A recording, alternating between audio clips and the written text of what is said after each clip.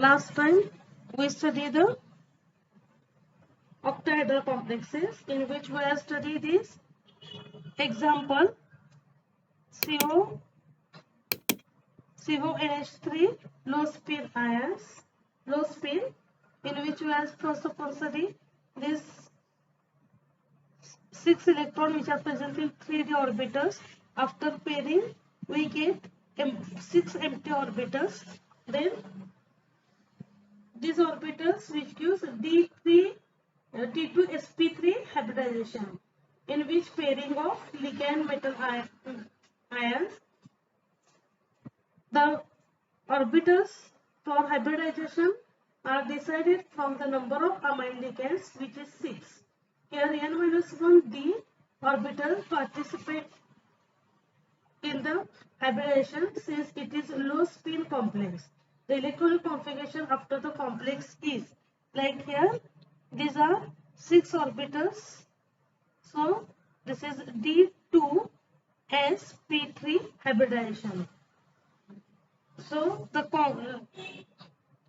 structure of this CONH6 plus 3 is here, as all electrons are paired completely and it is diamagnetic.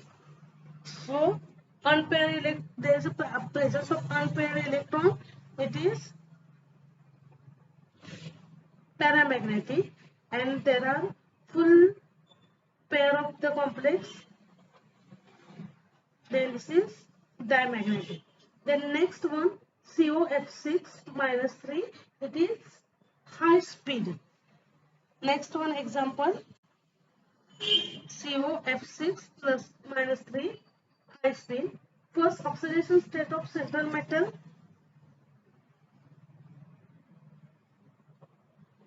CO plus 3, valence electron configuration of CO plus 3 is, this is 3d6. So here 3d6 are present here. So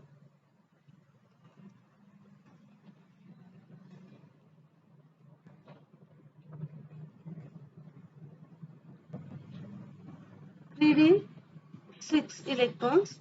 The 6 fluoride minus F ligands. Thus, the number of vacant metal ions orbitals required for bonding with ligands would be 6. Complex is high spin. That means pairing of electron will not take place prior to the hybridization. Electronic configuration would remain the same as the free state shown in figure. 6 orbitals available for the hybridization. Those are 1,4s, 3, 2p and 2, 4d. So its hybridization is sp3d2.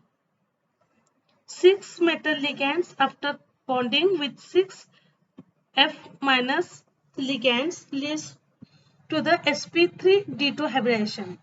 The d orbitals participating in hybridization for this complex is R and D. 6 vacant sp3d2 hybrid orbitals of CO plus 2 overlaps the 6 ligands of the fluoride, forming COF coordination bonds. After configuration, after complex formation is sp3d2. The complex is octahedral, has 4 unpaired electrons, hence it is paramagnetic. So there is a presence of unpaired electrons, so it is paramagnetic in nature. So this is the structure of COF6. Then next is the tetrahedral complex, in which first example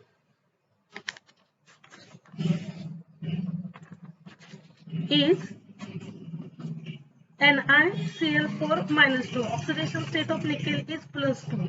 Financial electron configuration of Ni plus 2 is here 3d8 4s0 4p0. The number of Cl minus ligand is 4. So therefore the number of vacant metal ions orbitals required for bonding with the ligand must be 4. 4 orbitals on the metal available for hybridization are 1 4s, 3 4p. The complex is octahedral. This is sp3 hybridization as shown in figure. The four metal ion orbitals are bonding with Cl- ions are derived from the sp3 hybridization. 4 vacant sp3 hybrid orbitals of Ni+2 overlap with 4 orbitals of Cl- ions. Configuration after the complex formation would be, this is sp3, there is the presence of unpaired electron, 2 unpaired electrons, so it is paramagnetic, and the structure of NiCN4 is tetrahedral. Then next one is the square planar complexes. It is NiCN4 -2. Oxidation state of Ni is +2. Valence and electronic configuration of the Ni+2. This is 3d8, 4s and 4p3. So 4s and 4p vacant orbitals. The number of Cn- ligands are 4. So number of vacant metal ion orbital required for bonding with ligands would be 4. The complex is square planar. So Ni+2 ion uses d-sp2 hybrid orbitals. 3d electrons are paired prior to the hybridization, and electronic configuration of Ni+2 becomes 3d overlapping and dsp2. So orbitals are available for hybridization are 1 3d, 1 4s and 2 4p, which gives dsp2 hybridization. 4 vacant dsp2 hybrid orbitals of Ni+2 overlaps with 4 orbitals of Cn- ions to form NiCN coordination bond. So the configuration after complex formation becomes this one, dsp2, and there is an absence of unpaired electron, so it is diamagnetic. In this square planar, the structure of NiCN4 is square planar. So this is square planar complexes.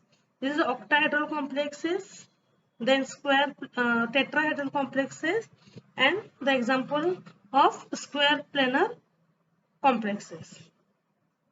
This is the valence bond theory,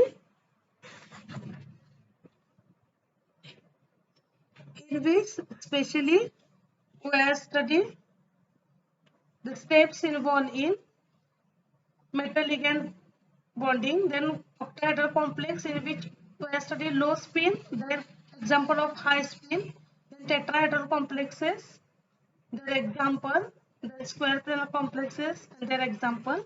Then next one is limitations of VBT. It does not explain high spin or low spin nature of the complexes. In other words, strong and weak field nature of ligands cannot be distinguished. So this is first limitation of PBT. Then second one, it does not provide any explanation for the color and the coordination compounds. Then third one, the structure of complex predicted from the VBT would not always match necessarily with those determined from the experiments. To overcome these difficulties in VBT, the crystal field theory has been proposed with wide been accepted.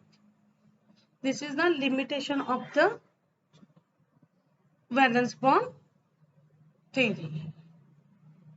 Okay, then here our chapter is